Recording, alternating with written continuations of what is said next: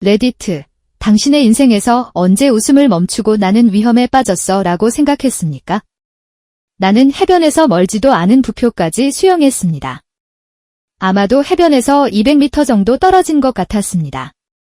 저는 수영을 잘해서 쉽게 해낼 수 있을 거라 생각했어요. 차가운 물과 조류에 대해서는 잘 모르겠습니다. 해변을 향해 수평으로 헤엄쳐 가려는 등의 노력에도 불구하고 돌아오는데 정말 애를 먹었습니다. 머리가 어질어질하고 정말 피곤해서 이제야 이게 다라는 생각이 들었습니다. 나는 익사할 뻔했는데 그게 얼마나 어리석은 일이었는지. 나는 거기에 잠시 떠 있다가 내가 얼마나 멍청해서 이렇게 죽었는지 미치광이처럼 혼자 웃었다. 결국 나는 정신을 차리고 다시 수영을 시작했다. 나는 결국 다시 해변으로 기어갔다. 내 파트너가 바다가 어떤지 물었고 나는 단지 좋아요 라고 웅얼거렸습니다. 이야기. 가장 친한 친구의 송별회에서 나는 그 어느 때보다 술에 취해 있었고 형제들이 나를 데리러 수영장에 던지기로 결정했을 때 간신히 참을 수 있었습니다. 내가 할 수 있는 것이라고는 하얀 관절이 있는 한 손으로 근처의 스크린 도어를 잡는 것뿐이었다. 막 상사가 된 덩치 크고 건장한 근육질의 진행자는 그들을 말리고 그들이 바보라고 말했습니다. 나는 너무 취해서 수영을 할 수가 없었다. 그러다가 정신을 잃었습니다. 이야기 3. 나와 내 좋은 친구인 독일인 펠릭스는 유레일 티켓을 가지고 유럽을 여행하고 있었습니다. 세르비아에서 우리는 매우 느리게 가는 기차를 타고 모든 작은 마을이나 마을에 정차했습니다.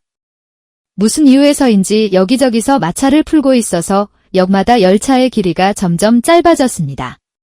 그래서 최종 목적지에 도착할 가능성이 가장 높기 때문에 모두 처음 2대의 마차로 이동했습니다. 펠릭스와 나는 이미 왼쪽과 오른쪽에 벤치가 있는 폐쇄된 객실에서 첫 번째 마차에 타고 있었습니다. 우리 둘 다 왼쪽에 앉아 담배를 피우고 있었는데 갑자기 상황이 격렬해졌습니다. 분명히 술에 취한 세 남자가 그 오두막으로 들어왔습니다. 처음에 그들은 담배 한 대만 달라고 했고 우리는 그것을 주었습니다. 그러나 몇 분이 지나자 그들은 점점 더 격렬한 이야기를 나누기 시작했습니다. 나는 그들이 우리에 대해 이야기하고 있다는 것을 느꼈기 때문에 아버지가 세르비아 사람인 펠릭스에게 그 말을 이해할 수 있는지 물었습니다. 그 순간 그는 꽤 진지한 표정을 지었고 그중 2명은 지금 우리를 털고 싶어하고 다른 1명은 기차가 끝날 때까지 기다리고 싶어한다고 말했습니다. 펠릭스는 그들이 말하는 내용에 대해 지속적인 업데이트를 제공했습니다. 그들은 우리가 얼마나 많은 돈을 가지고 있을지 추측하고 있었고 언제 강도질을 해야 할지 계속 논의하고 있었습니다. 그들의 토론은 어느 순간 뜨거워지더니 완전히 중단되었습니다. 무슨 일이 있었는지 궁금했는데 갑자기 모든 것이 어두워졌습니다. 우리는 끔찍한 터널에 있었습니다. 나는 완전히 긴장했고 나에게서 쓰레기를 구출할 것으로 예상했습니다. 그들은 단지 3문장으로 이야기하고 있었습니다. 나는 펠릭스에게 이제 그걸 할 건가요? 라고 물었습니다. 그는 단지 자신이 확실하지 않다고 말했습니다. 10분처럼 느껴졌지만 아마 2분 정도 지나서 빛이 다시 돌아왔습니다. 나는 벤치에 괴물 성룡처럼 앉아 어둠 속에서 반격할 준비를 하고 있었습니다. 우리가 어느 정도 알았으니 이제 그들도 알았습니다. 우리가 타는 동안 약간 차가울 수 있도록 그들은 우리 목적지까지 우리를 따라오기로 결정했습니다. 목적지에서 우리는 가장 가까운 택시에 달려가서 그에게 가능한 한 빨리 다음 도시로 가라고 말했습니다. 사람들이 당신을 강탈할 계획을 갖고 있다는 사실을 아는 것은 솔직히 전혀 모르는 것보다 더 나쁩니다. 그들이 기차에서 당신을 강탈하기로 결정했다면 당신은 무엇을 하려고 했나요? 물론 반격을 시도할 수도 있지만 그들은 남자에게 유리했습니다. 즉, 그들은 폐쇄된 기차에서 당신을 강탈하려고 시도하고 있습니다. 그들이 기차 전체를 고집할 계획이 아니라면 그것이 가장 좋은 생각인지는 모르겠습니다. 하지만 내가 무엇을 알고 있나요? 저는 전문 강도가 아닙니다. 어쨌든, 그래, 나도 거기에서는 꽤 위험하다고 느낄 것 같아. 오피의 친구가 전혀 모르는 것이 더 나았을 경우를 제외하고는 오피의 친구가 이해할 수 있을 만큼 엄청나게 큽니다. 하지만 누가 알겠습니까? 이야기 4. 사화산의 용암동굴을 탐험하기로 결정했을 때 횃불도 가져오지 않고 형편없는 신발을 신었습니다. 그곳은 휴대폰 수신이 전혀 되지 않아 매우 어두웠습니다. 나는 완전히 방향 감각을 잃었고 내 전화기가 내가 생각했던 것만큼 밝지 않았기 때문에 나가는 길을 찾아야 했습니다. 내가 어디에 있는지 아무도 몰랐고 심각한 문제에 빠졌을 수도 있었습니다. 최근에 내가 한 일 중 가장 어리석은 일이다. 이야기 5. 마약 중독자가 감옥에서 나와 여자친구를 만나러 갔습니다. 그녀는 약 2년 전에 이사했고 나는 이사했습니다. 새벽 1시에 아내와 아이들이 자고 있는 동안 분명히 술에 취한 미친놈이 내 현관문을 부수려고 했습니다. 어찌됐든 나는 아직 문에 볼트를 걸지 않았는데 그가 나타났을 때 나는 막 잠자리에 들려던 참이었다. 좀 웃겼지만 만일을 대비해 크리켓 방망이를 꺼냈습니다. 이야기 6. 안녕하세요. 저에게도 같은 일이 일어났습니다. 어느 날 아파트 건물로 들어가고 있었는데 한 남자가 내 아파트로 들어오기 시작하는 것을 보았습니다. 나는 고작 5분도 안 지나서 그에게 내 아파트에서 당장 나가라고 소리쳤다. 그래서 이 덩치 큰 히스패닉 친구가 나를 돌아보며 아무개를 찾고 있다고 말했습니다. 나는 가끔 그의 정크 메일을 받음에도 불구하고 그가 더 이상 여기에 살지 않는다고 그에게 말합니다. 그는 자신이 감옥에서 갓 나왔고 이 사람이 그에게 돈을 빚지고 있다고 말했습니다. 나는 그에게 줬습니다. 하지만 그는 여기 살지 않습니다. 라고 말했습니다. 그는 내 아파트가 그의 아파트와 비슷하며 내가 그를 대신해주면 다시 돌아올 것이라고 말했습니다. 나는 그 친구에게 괜찮습니다. 나중에는 그 사람을 만나지 않을 거예요. 다시 한번 말하지만 그 사람은 여기 살지 않으니까요. 라고 말했습니다.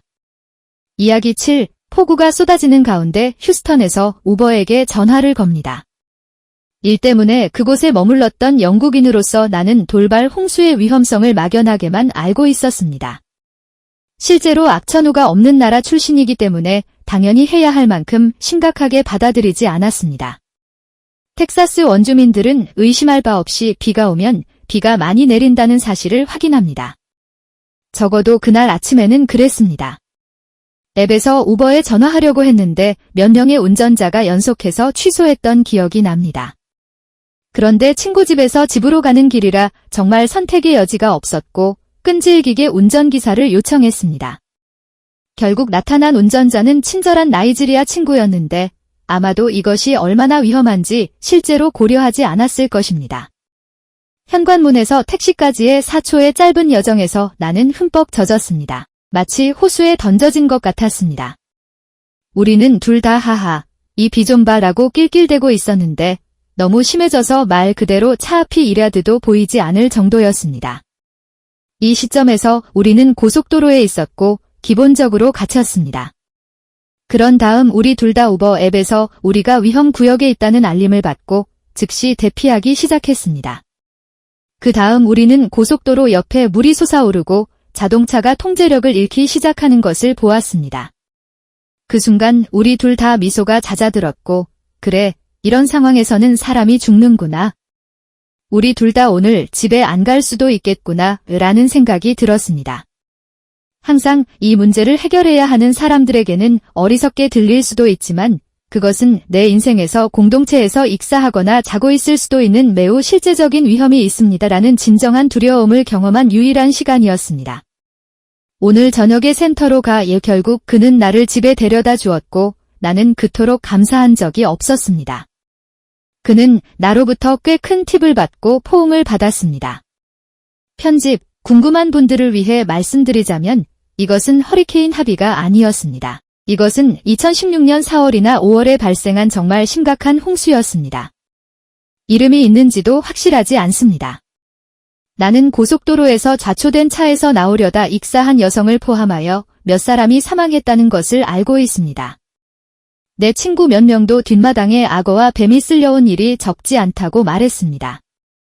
편집, 내가 나 자신을 상냥한 카사노바처럼 표현하려고 한다고 생각하실까봐 굳이 이 이야기를 하고 싶지는 않았지만 몇몇 분들이 물어보셨기 때문에 같이 묵고 있던 친구는 여자였고 저는 수치심의 행진을 하고 있습니다. 그녀는 나에게 머물면서 자신의 집에서 기다리겠다고 제안했지만 그 시점에는 비가 그다지 심하지 않았고 집으로 가는 도중에 정말 위험해졌습니다. 그것은 정말 갑자기 나타났고 그녀는 알 수 없었습니다. 어쨌든 문자 그대로 12시간 전에 만난 사람과 하루 종일 붙어 다니는 것은 어색함 그 이상이었을 것입니다. 그래야만 했다면 악어가 득실거리는 바다를 헤엄쳐 집으로 갔을 것입니다. 편집, 네, 우버 운전기사는 괜찮았어요. 나는 그에게 들어와서 기다릴 것인지 물었지만 그는 아내와 아이들이 있는 집으로 향하고 있었습니다. 그 사람은 내가 머물고 있는 곳과 매우 가까운 곳에 살았기 때문에 나를 내려주는 것은 집으로 가는 길에 있었습니다. 아마도 그가 나를 데리러 온 유일한 운전자였던 이유일 것입니다. 오피는 누워서 거의 죽을 뻔했습니다. 내 친구, 당신은 그것이 올 줄 몰랐지만 만약 그렇다면 그것은 헌신입니다. 그러나 그것은 갑자기 나타났습니다. 알겠습니다. 하지만 그녀는 당신이 머물도록 하겠다고 제안했습니다. 아마 그랬을 것입니다. 그러나 그것은 돌이켜보면 알 수 있는 일입니다. 물론 어색했을 거예요. 하지만 인생에 대한 두려움이 끼어들지 않았을 수도 있으니 꽤 괜찮네요. 어쨌든 절대적으로 MVP인 우버 드라이버이지만 어쩌면 약간 어리석은 드라이버이기도 합니다. 오피님, 넉넉한 팁을 남겨주셔서 기뻐요. 8번째 이야기, 나와 내 친구는 절벽을 오르고 있었습니다. 그는 돌아다니기를 원했는데 약 1시간이 걸렸습니다. 나는 우리가 올라갈 수 있다고 말했다. 10분을 빨리 감으면 저는 30피트 높이의 절벽에 매달려 두 손으로 소중한 생명을 붙잡고 있습니다. 솔직히 말해서 상황이 꽤 재미있었습니다. 나는 내 능력에 너무 자신감을 갖고 있었고 정상에 오르자마자 발을 헛디뎠습니다. 나는 그가 가까스로 올라가서 내 엉덩이를 끌어당길 때까지 영원히 느껴질 것 같은 바위를 붙잡고 있었습니다. 아마도 2분도 채 안 됐을 것입니다. 이야기 9. 제가 학교에 다닐 때 정신순환을 했을 때 가장 먼저 들었던 것은 파트너와 결코 헤어지지 말라는 것입니다. 따라서 환자에게 위험한 상황이 발생할 경우에는 도와줄 두 번째 사람이 있어야 합니다. 나는 환자에 대한 평가를 하러 갔다. 그는 완전히 정상인 것처럼 보였고 내 파트너는 지금이 화장실을 사용하기에 좋은 시기라고 판단했습니다. 환자와 나는 가능한 한 즐거운 대화를 나누고 있습니다. 그는 자신이 벽에 자랑스럽게 걸어놓은 자신의 그림을 보라고 나에게 요청합니다. 나는 의무를 다합니다. 나는 다음 여자만큼 예술을 좋아합니다. 내가 보니 그들은 꽤 멋져요. 그런 다음 나는 돌아서서 우리가 결코 하지 말라고 들은 두 번째 일을 발견했습니다. 그것은 환자가 우리와 출입구 사이에 들어오도록 하는 것입니다. 그 사람은 더 이상 그다지 친절하지 않은 것 같았고 그때 나는 속으로 생각했습니다. 글쎄, 난 지금 곤경에 빠졌어. 이 남자는 나에게 어떻게 여기서 나가야 하는지 말하고 있고 나는 그를 도와야 하고 그리고 그 모든 것 나는 이 시점에서 내가 얼마나 망할 가능성이 있는지 깨닫고 있기 때문에 심지어 무슨 말인지 듣지도 못합니다. 그러나 나는 우리가 절대 하지 말라고 들은 세 번째 일, 즉 휴대폰을 항상 몸에 지니고 있다는 것을 깨달았습니다. 나는 이 시점에서 내가 멍청한 엉덩이를 구하기 위해 선생님에게 전화하는 동안 이 사람이 잠시 동안 이야기를 계속할 수 있기를 바랐습니다. 내 친구는 다음 학기에 같은 임상 현장에 있었는데 선생님은 처음 두 가지 규칙을 강조하고 세 번째 규칙을 없애기 위해 그것을 경고의 이야기로 사용했습니다. 이야기 10. 저는 시즌 동안 호텔에서 애니메이터로 일했습니다. 미니클럽 어린이집은 아이들로 가득 차 있는데 포스트 시즌이라 호텔에는 아이가 한 명도 없다. 그래서 포스트 시즌에는 노부인 한 명과 중년 남자 한 명이 빈 어린이집에 들어왔다. 그 부인은 이 남자가 정신장애가 있는 아들이고 정신적으로 서너 살쯤 되는 아들이라고 재빨리 설명했습니다. 그는 어린이집을 보았고 그곳에서 정말로 놀고 싶어 했습니다.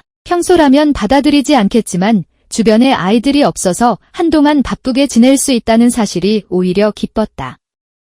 그는 정말 사랑스러웠고 그가 열렬한 팬이었기 때문에 우리는 미키마우스 DVD를 자주 보았습니다. 그와 며칠간 놀고 난 뒤 그의 어머니가 그를 데리러 오더니 나에게 안부를 물었다. 나는 그 사람이 언제나처럼 친절하다고 대답했고 그녀는 좋습니다. 왜냐하면 그 사람은 때때로 매우 폭력적이고 공격적일 수 있기 때문입니다. 라고 대답했습니다. 내가 운이 좋았다는 사실과 그가 남은 휴가 동안 미니 클럽에 올 것이라는 사실을 깨닫고 등골이 서늘해졌습니다. 그래서 나는 날마다 나보다 2배나 큰 이 친구와 완전히 혼자 놀면서 그가 원하는 모든 것을 하고 그가 화를 내지 않도록 더욱 조심했습니다. 이야기 11. 한 노숙자 소녀가 술집에서 나를 붙잡더니 친구가 OD를 했기 때문에 구급차가 필요하다고 말했습니다. 나는 그녀를 따라가서 전화를 걸기 시작했습니다. 그녀는 나를 버려진 건물로 인도했습니다. 내 마음속에는 누군가 도움이 필요해 라는 생각뿐이었습니다. 그녀가 나를 계단으로 데려가서 올라가야 한다고 말했을 때 내 뇌는 마침내 이것이 함정일 수 있다는 것을 깨달았습니다. 아니더라도 크랙굴에 들어갈 뻔했고 탈출이 쉽지 않은 건물 안으로 충분히 멀리 들어갔습니다. 다행히 친구가 따라와서 구급차에 전화를 하고 떠났습니다. 이야기 12. 저는 전쟁이 끝난 지 불과 몇 년 뒤인 90년대 후반에 크로아티아에서 구호 활동을 하고 있었습니다. 우리 일행은 분쟁에 휘말린 자그레브에서 1시간 정도 떨어진 작은 마을에 머물고 있었습니다. 수많은 포탄 가옥, 시골의 광산, 심지어 주교까지 폭파되어 주민들이 강을 건너려면 군대 임시 다리를 이용해야 했습니다. 우리는 현지인들과 친구가 되었고 그들은 우리를 강으로 데리고 가서 수영하고 장난치며 즐거운 시간을 보냈습니다. 나는 강의 흐름을 완전히 과소평가하고 내 수영 능력을 과대평가했기 때문에 강을 건너려고 노력하기 시작했는데 흐름이 나를 붙잡아 주었습니다. 쉬. 갑자기 나는 그것에 맞서 수영하려고 엉덩이에 섰습니다. 주사위는 없습니다. 이것을 깨달았을 때 나는 발을 디디려고 노력했지만 하류로 휩쓸려 가고 있었고 발은 말 그대로 바위에 부딪혀 전혀 그립이 없었습니다. 영원할 것 같았지만 내가 일어설 수 있는 얕고 잔잔한 강의 웅덩이에 도달할 때까지는 아마 5에서 10초 정도 걸렸을 것입니다. 사람들이 다가왔을 때 별거 아니라고 말했지만 제가 조금 더 하류로 휩쓸려 갔다면 지뢰가 많이 쌓인 지역에 부딪혔을 것이고 아마도 산산조각이 났을 것입니다. 나는 비유적으로 나 자신을 망쳤다. 그게 내 목숨을 잃을 뻔한 순간이에요. 정말 나를 망쳤어요. 이야기 13. 우리는 2008년에 아프가니스탄에서 순찰 중이었는데 큰 폭격을 받았습니다.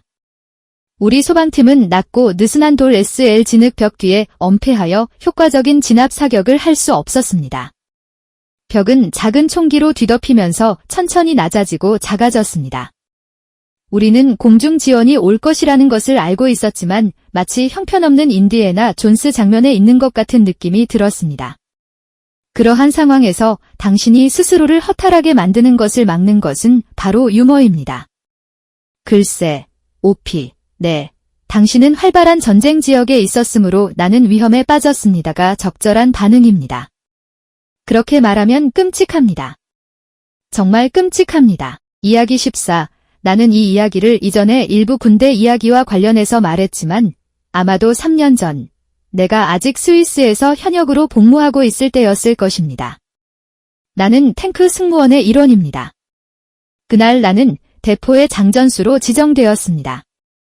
우리는 실사격 훈련을 하고 있었는데 발사할 때 가스 추출기 실 중 하나가 폭발했습니다.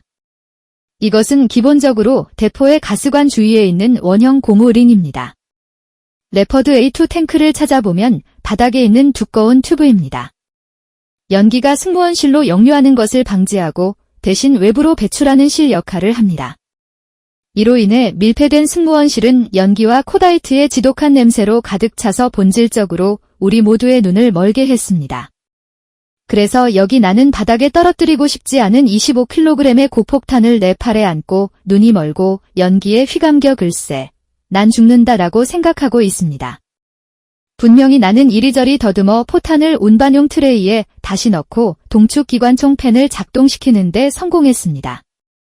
기관총 배출구에 장착되어 켜져 있으면 연기를 바깥쪽으로 끌어당깁니다. 그리고 나는 그것이 순환되도록 상단 해치를 열었습니다. 즐거운 시간. 이야기 15. 저는 10대 때부터 호주에서 멧돼지, 면도칼 등을 사냥해 왔습니다. 14살 때 그들은 나에게 소총을 주지 않았습니다. 그들은 긴 기둥과 금속 쓰레기통 뚜껑처럼 보이는 것을 10대들에게 줄을 세워 쾅소리를 내도록 했습니다. 가슴이 형성되는 선에서 우리는 앞으로 구르며 나아갑니다. 이론적으로는 돼지들이 소총을 들고 다른 쪽을 향해 반대 방향으로 달려갑니다. 때때로 뿔이 있는 수컷은 우리에게 돌격할 만큼 충분한 테스토스테론을 자루에 담아두기도 합니다. 그때 우리는 기둥을 잡고 밀어내야 합니다. 그래, 가죽 앞치마를 두른 14살짜리 멍청이가 분명히 400파운드짜리 돼지 괴물을 막대기로 밀어낼 거야. 이야기 16. 술에 취한 고객을 처리하기 위해 새벽 1시에 전화를 받았을 때 나는 마약 중독 분야에서 일했습니다. 경찰은 키가 절반인 소녀에게 물고 침을 뱉는 행위로 인해 96시간 동안 구금되었으며 마스크를 착용했다고 말했습니다. 좋아요. 어쨌든 제가 이 문제를 다루는 것이 처음은 아닙니다. 나는 그녀에게 서명 서류를 달라고 해야 하는데 그녀는 온몸에서 피를 흘렸습니다. 무엇이든. 나는 가면을 쓰고 장갑을 낀다. 피는 역겹고 바보가 아니기 때문이다. 그녀는 이 마스크에 비명을 지르며 침을 뱉고 있습니다. 큰 경찰이 다른 전화를 받기 위해 떠나야 할 때 나보다 아직 더 큰 작은 경찰은 모든 문제에 대해 미안하다고 말하고 그녀의 최근 비명을 지르는 시합이 끝나기를 기다리면서 어쩌고 저쩌고 잡담을 나눕니다. 그녀는 의자에서 벌떡 일어나 나에게 돌진한다. 나는 술에 취해 가면을 쓰고 수갑을 채우고 다리를 절뚝이는 여자가 나에게 막 달려들었기 때문에 공포와 놀라움으로 웃었습니다. 그녀는 내가 보고 싶을 때 혀를 깨물고 테이블에 얼굴을 박살낸다. 무엇이든. 다시 한번 말씀드리지만 저는 이 문제를 해결하도록 훈련받았습니다. 그 말에 정신이 번쩍 들어서 차분한 데 가면 뒤에서 피가 흐르고 있다. 이 신참 경찰은 내가 침을 뱉는 사람의 마스크를 벗겨주었고 그녀는 HIV 양성 반응을 보였습니다. 의뢰인에 대한 정보가 담긴 패킷의 마지막 페이지와 왜 그녀가 96시간 동안 구금되어 있는지에 대한 내용이 있었습니다. 나한테도 그 사람한테도 아무도 말 안 했어. 다른 경찰은 이를 알고 아무 말도 하지 않았습니다.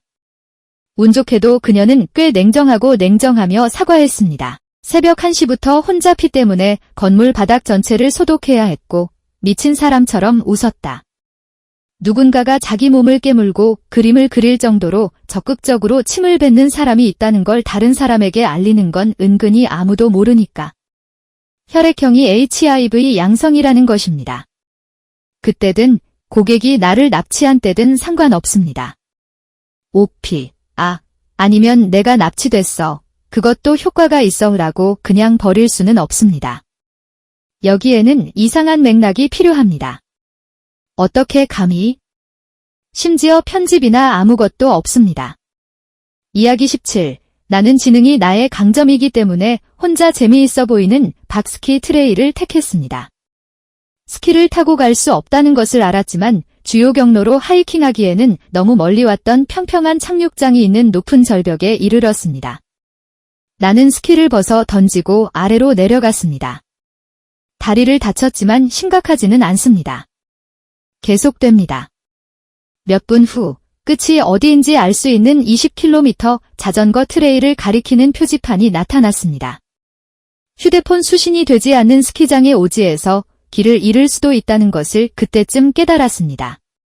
표지판이 가리키고 있는 반대 방향으로 하이킹을 하기로 결정했습니다. 왜냐하면 그곳이 오르막길이었고 나를 메인 트레일로 다시 데려갈 가능성이 더 높아 보였기 때문입니다.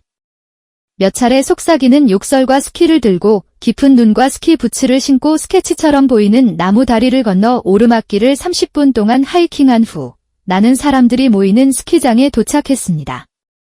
이제 나는 오지와 관련된 모든 모험에 반드시 누군가와 함께 하도록 합니다. 그래야 내가 죽더라도 그들을 데리고 내려갈 수 있습니다.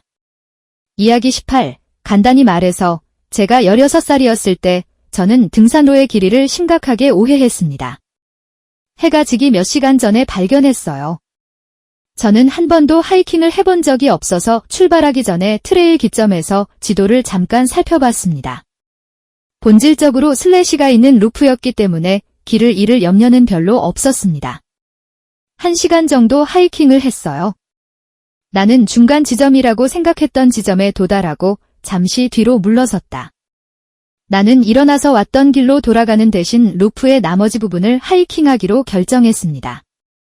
나쁜 생각입니다. 이 시점에는 해가 거의 져서 휴대폰을 손전등으로 사용하기 시작했습니다. 그러다가 나 15%야라는 걸 깨달았어요. 그 시점에서 나는 숲속에 혼자 있는 16세 소녀라는 현실이 설정되었습니다. 내가 어디에 있는지 아는 사람은 아무도 없었고 나의 유일한 광원을 곧 잃어버리게 되었습니다. 루프를 계속 하이킹하면서 처음 생각했던 것보다 훨씬 길다는 것을 깨닫기 시작했습니다. 나는 열광하기 시작했고 결국 돌아섰습니다. 이 시점에서 내 전화기가 꺼지고 여기서 나에게 무슨 일이 생기면 사람들이 며칠 동안 나를 찾지 못할 것이라고 생각하기 시작합니다. 이야기의 나머지 부분은 본질적으로 숲에서 겁에 질린 나에 관한 것이지만 결국에는 상처 없이 차로 돌아왔습니다. 이야기의 교훈, 미친 바보처럼 굴지 마세요. 일몰 직전에 하이킹을 갈 예정이라면 트레일 지도를 꼼꼼히 읽어보세요. 또한 빌어먹을 휴대폰을 충전하세요. 이야기 19. 2004년 이라크에서 우리 부대는 알사드르의 마흐디 군대를 찾아 파괴하기 위해 한 지점에서 다른 지점으로 전진하는 임무를 받았습니다. 우리가 제거한 도시 중 하나에서 인텔이 우리에게 알려준 5층 건물이 100명 이상의 반군에 의해 방어되고 있다고 우리는 공격하려고 했습니다. 우리는 건물을 둘러싸고 있는 중간 높이의 벽 밖에 쌓여 있었고 나는 20파운드 기관총인 SAW를 들고 있었습니다.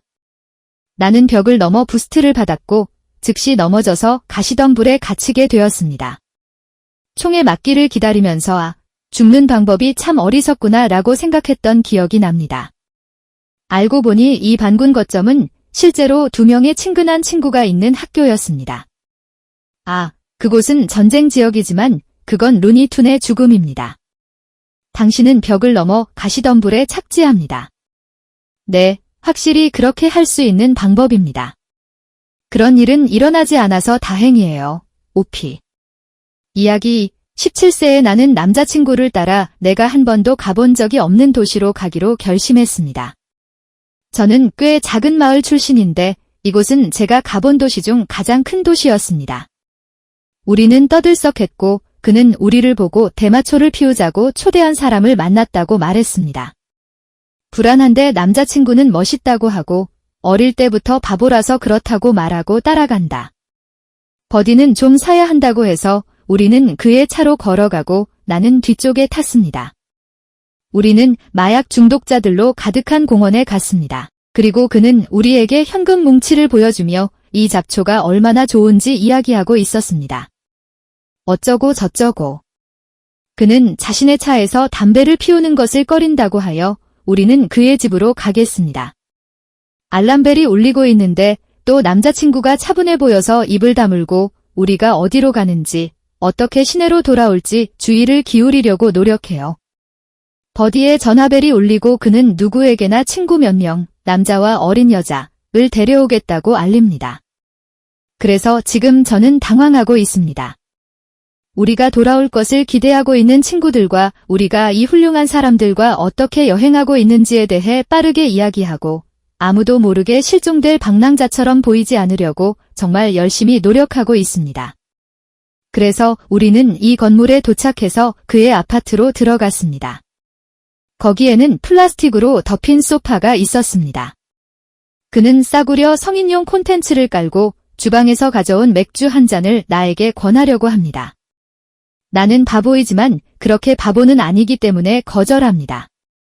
그는 계속해서 남자친구와 나를 분리시키려고 하고 남자친구가 가게에 걸어가면 술값을 지불하겠다고 제안합니다. 결국 그는 잠시 방을 나가고 남자친구는 이제 대마초를 훔칠 시간이라고 결정합니다. 왜? 버디가 돌아와서 즉시 이를 알아채고 우리를 위협하기 시작합니다. 그는 방망이를 가지고 있고 친밀한 말을 하고 있습니다. 나는 완전히 무너지고 고함을 지르기 시작합니다.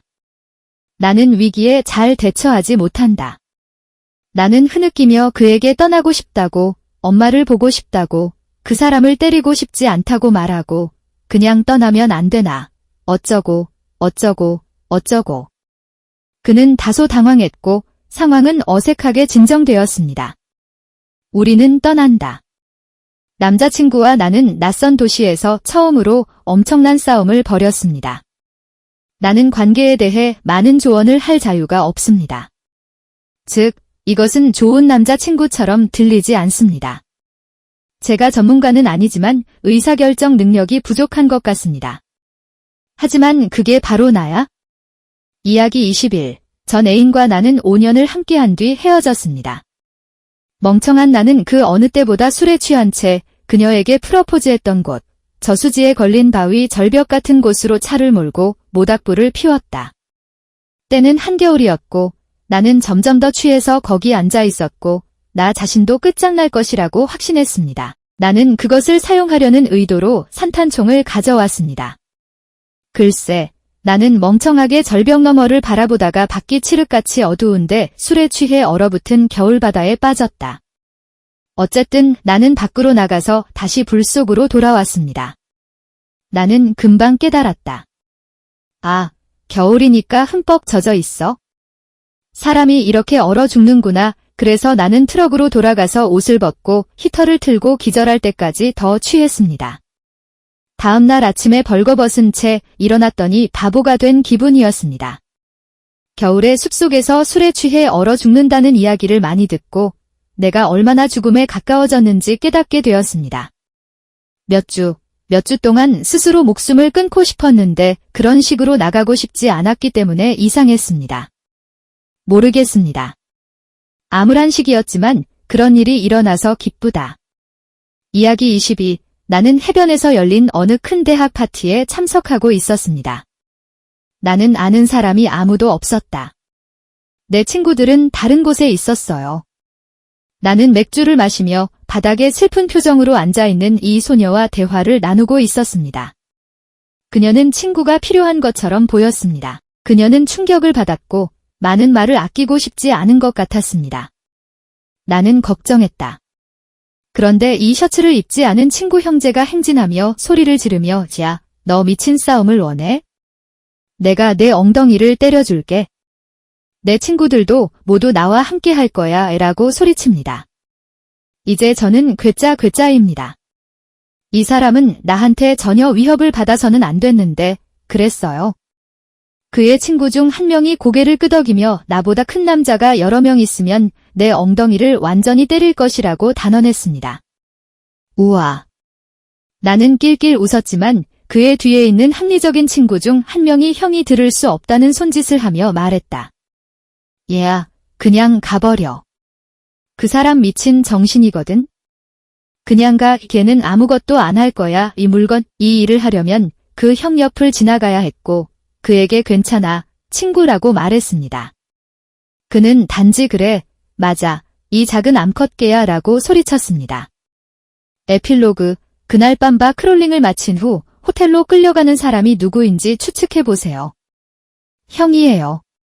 그는 형들의 도움을 받으며 나에게 어슬렁거리며 말했다. 얘야, 아까 일은 미안해. 넌 정말 멋있어. 넌 정말 멋진 사람이야. 난 그냥 그래. 우린 괜찮아. 친구라고 말하고 혼자 웃었어요. 와, 그 사람이 날 완전히 끝장낼 수도 있었거든요. 그의 형제들도 기꺼이 그를 도와주었고 결국 그는 정신이 나갔습니다. 이야기 23. 나는 차를 타고 할머니 댁으로 가고 있었는데 하루 동안 큰 눈보라가 고속도로를 덮치기 전에 도착하려고 노력하고 있었습니다. 떠나기 전에 두 가지를 잊어버렸습니다. 첫째, 타이어가 꽤 심하게 벗겨지기 시작했고 둘째, 와이퍼 용액이 거의 바닥났습니다. 컴버런드, 를 지나서 주간 고속도로가 질퍽하고 폭풍우가 몰아치는 엉망진창으로 변했다는 것을 발견했을 때의 기쁨을 상상해 보십시오. 돌아갈 곳도 없었고 내가 지나갈 때 그들은 쟁기질을 하고 있었습니다. 나는 내 앞에 있는 이 트럭 운전사를 따라갔고 그가 내 앞을 가로막는 모든 것을 치울 것이라고 생각했습니다. 하지만 나는 또한 사람들이 어리석다는 것과 고속도로에서 두 대의 자동차 사이에 3피트 이상이면 어떤 상황에서도 공간을 낭비한다고 생각한다는 사실도 잊어버렸습니다. 그래서 나는 이륜 구동 자동차의 파워 슬라이딩이 내 안전 틈으로 미끄러지는 것을 끊임없이 처리해야 했고 다른 누군가가 우리 셋 모두 주위를 파워 슬라이딩하는 동안 잠시 놀다가 트럭을 피하기 위해 다시 눈 속으로 파워 슬라이딩하는 것을 처리해야 했습니다. 이야기 24. 자동차 여행을 하던 중 자정쯤에 한 마을을 지나고 있었는데 우리가 신호등이 녹색으로 바뀌는 것을 1000분의 1초도 떼지 않았기 때문에 우리 뒤에 어떤 차가 우리에게 경고음을 울렸습니다.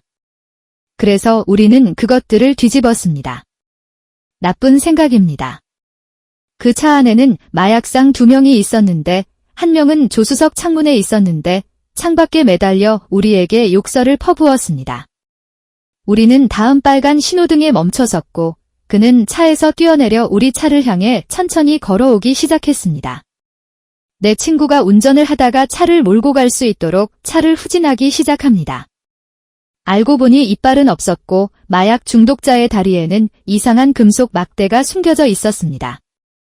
내 친구가 차를 몰고 떠나기 전에 그는 차에 큰 타격을 입었습니다. 그들은 우리를 잠시 따라왔지만 흥미를 잃었습니다. 그거 알아? 나는 이것이 첫 번째 로드 레이지라는 사실에 놀랐고 완전히 바닐라 로드 레이지와도 같지 않습니다. 거기에는 좋은 오래된 약물 남용도 섞여 있습니다. 사람들이 길에서 과민 반응하면 나 위험해 같은 일이 훨씬 더 많이 일어날 것 같지만 그거 알아요? 24개 중 하나는 나쁘지 않습니다. 이야기 25. 나는 향료를 만드는 회사의 엔지니어링 부사장이었습니다. 그래서 우리는 어느 날이든 제조구역의 공정 탱크에 5만 갤런 이상의 변성 알코올을 보관했습니다. 이것은 엄격한 방폭 배선 장치, 정교한 외부 공기 제어 등을 의미하는 클래스 1 DIB1 환경이었습니다. 화염이나 스파크가 발생할 수 있는 구역에서 수행해야 하는 모든 작업에 대해 작업 허가를 요구하는 엄격한 규칙이 있었습니다. 내 밑에서 일하는 2명의 감독관이 모든 세부 사항을 담당했습니다. 어느 토요일 아침, 나는 사무실에 두고 온 물건을 가지러 직장에 나타났습니다. 우리는 일부 기계에 대한 새로운 폭발 해치를 설치하기 위해 지붕에 새로운 접근 해치를 절단하는 계약자를 고용했습니다. 화기 작업 허가를 발급하는 사람이 없었고 지붕에서 작업을 시작하기 전에 소방관 팀이 있는지 확인하는 사람이 아무도 없었기 때문에 화재 예방 통제 시스템 전체가 그날 무너졌습니다. 사실 제가 근무하는 엔지니어링 부서의 누구도 그들과 함께 옥상에 올라가 본 적이 없었습니다. 유지보수 구역을 통해 건물 안으로 들어가자 새로 뚫은 계구부에서 공장 안으로 연기가 뿜어져 나오는 것을 보았습니다. 나는 기계공을 붙잡고 소방서에 전화하라고 말했습니다. 그런 다음 나는 상점의 접근 사다리를 타고 지붕 위로 올라갔습니다. 지붕 위에는 아주 작지만 커지는 지붕 단열재 화재를 진압하기 위해 필사적으로 노력하는 4명의 도구법자가 있었습니다. 고여있는 빗물과 커피잔으로 하려고 하더군요. 소방차가 오는 소리가 들렸지만 연기가 너무 자욱해서 사다리를 타고 다시 내려갈 수도 없었습니다. 그래서 저는 제가 할 수 있는 유일한 일을 했습니다. 커피잔을 하나 더 들고 필사적으로 빗물을 채우기 시작했습니다. 그리고 저는 당신은 5만 갤런의 고인화성 물질 위에 불타고 있는 지붕 위에 서 있습니다. 당신은 새로운 직업이 필요합니다. 라고 생각했습니다. 나는 새로운 직업을 얻었지만 모든 허가 없이 그 일을 하게 한 감독관을 해고하기 전에는 아니었습니다. 하지만 내가 가까이 다가온 유일한 시간은 아니었습니다. 제가 어렸을 때 저는 식품 가공 회사에서 3교대 근무 엔지니어로 근무했습니다. 혼자 첫 교대 근무를 했을 때 2번째 교대 감독으로부터 건물 아래 크롤링 공간에 물이 담긴 기름통을 퍼내는 일을 맡겼습니다. 당시 그 건물에 저 혼자 있었는데 막 입사해서 하게 됐어요. 그건 그렇고 프리와이에 구덩이 안으로 들어가는 경사진 곳에 기름이 조금 묻어 있었고 구덩이 지역으로 걸어가다가 60파운드 배수 펌프로 미끄러져 넘어져 깊이 8피트 구덩이 쪽으로 미끄러져 내려갔습니다. 펌프가 먼저 도착해 직경 12인치의 토출관과 밸브를 부러뜨렸습니다. 제가 구덩이 속으로 미끄러져 들어갔을 때 저는 그 밸브에 착지했고 그것이 제 머리를 흘수선 위로 유지시켜 주었습니다.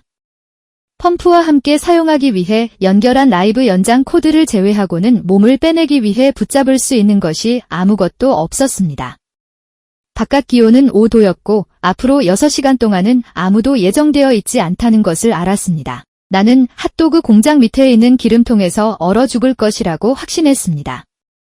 그래서 나는 연장 코드를 잡고 손에 약간의 충격을 가한 다음 코드를 기둥 위로 던지고 몸을 끌어당겼습니다. 냄새가 지독했어요. 보일러실 세면대에서 작업복과 옷을 반복적으로 빨고 알몸으로 보일러 주변을 돌아다니며 몸을 따뜻하게 유지하려고 노력했습니다. 결국 나는 포기했다. 냄새가 너무 심해서 아침에 공장 엔지니어가 들어왔을 때 무슨 일이 일어났는지 알아보기 위해 나를 자신의 사무실로 들여보내지 않았습니다. 그는 정비소에서 나와 인터뷰를 했습니다. 누군가 나에게 그 일을 맡겼다는 이유로 해고당했습니다. 왜냐하면 내가 그런 일을 겪은 첫 번째 사람이 아니었기 때문입니다. 더 많은 것이 있지만 그 2개가 더 좋은 것입니다. 네, 작업 안전이 매우 중요한 이유가 있습니다. 사람들은 핫도그 공장 밑에 기름통 같은 일을 위해 목숨을 걸고 있어서는 안 됩니다. 덜 품위 있게 갈 수 있는 방법이 생각나는데 그건 꽤 먼 곳이에요. 이런 OP, 당신의 업무 분야에서 당신은 해야 할 것보다 더 많은 위험에 자신을 놓았습니다. 계속 일을 하든 은퇴를 하든 지금 무엇을 하든 훨씬 안전하길 바랍니다. 엄청나게 스트레스를 주는 것들. 하지만 잘못한 사람들에게 결과가 있었다는 소식을 들으니 기쁘네요. 때로는 그런 일이 일어나지도 않는데 정말 짜증나는 일이거든요. 어쨌든 이것이 오늘 우리가 가진 이야기의 전부였습니다.